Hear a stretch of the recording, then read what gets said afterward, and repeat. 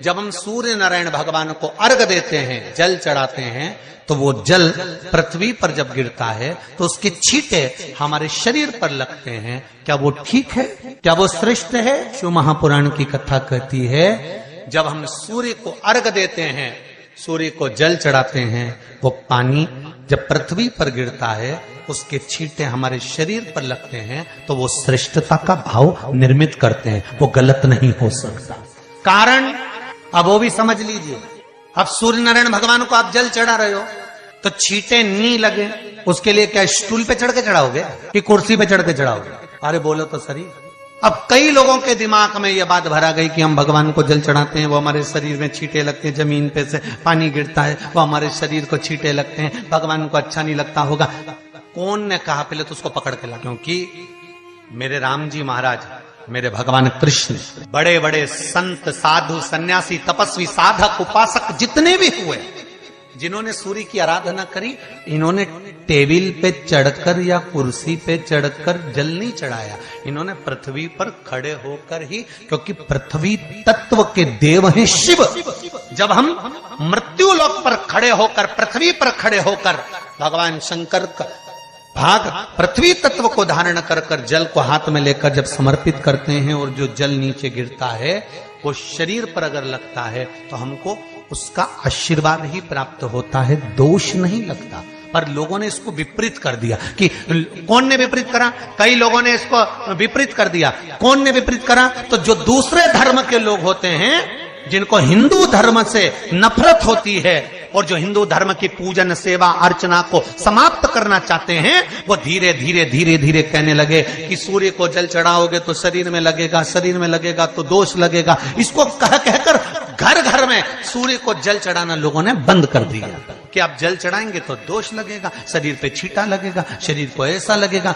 ये दोष नहीं है। कितनी सुंदर बात है महाराज। सूर्य नारायण भगवान को जब जल चढ़ाया जाता है, हाथ सिर से 8 इंच की दूरी पर होना चाहिए। जम के बोलिए, सिर से कितना ऊंचा होना चाहिए? 8 इंच ऊपर अपना हाथ होना चाहिए मस्तक से सूर्य को जल चढ़ाते समय। और न चांदी का, न स्टील का, न लोहे का, न प्लास्टिक का, न कांच का, न सोने का कोई बर्तन, न कांसे का, न एल्युमिनियम का, न पीतल का, केवल एक पात्र होना चाहिए, वो है तांबे का। काय का पात्र होना चाहिए? तांबे का पात्र।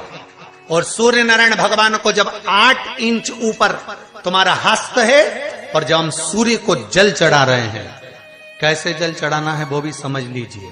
अगर कोई कैंसर का मरीज है, जिसके चेस्ट में कैंसर आ गया हो, लेफ्ट में, राइट में कहीं पर कैंसर आ गया हो, या कोई गठान आ गई हो, तो महाराज आप जल चढ़ाते समय उस जल की धार को सूर्य भगवान को जब चढ़ा रहे हो, तो धार आपकी गठान की ओर जाना चाहिए, जिससे सूर्य की किरण उस जल में से आपके उस स्थान पर पड़े, उस जगह पर पड़े जहां पर गठान है।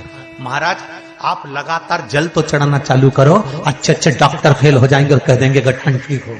आपका लीवर और किडनी गड़बड़ कर रहा है, आप प्रतिदिन, आपका स्वास्थ्य गड़बड़ रहता है, आप प्रतिदिन ये ज्योतिष शास्त्र के अंतर्गत, रत्न शास्त्र के अंतर्गत, ये रत्न शास्त्र, ज्योतिष शास्त्र, रंग शास्त्र जो हमारे यहाँ है, रंगों के हिसाब से ये जितने रत्न होते हैं, माणिक हुआ, मोती हुआ, नीलम हुआ, मूंगा हुआ, पुखराज हुआ, ये क्यों कहते हैं ये पीला है, ये सफेद है, ये नीला है, ये लाल है, इसको शरीर में क्यों पहनाते हैं? उसका कारण होता है कि जब शरीर में पहनते हैं, सूर्य की किरण उसमें पड़ती है, हमारे शरीर पर वो कलर का इफेक्ट पड़ता है, उस कलर को शरीर पर लगता है, और शरीर पर लगता है तो हमारा शरीर धीरे धीरे, हमारी जो इंद्रियां हैं वो सही होने लगती हैं, काम सही होने लगता है।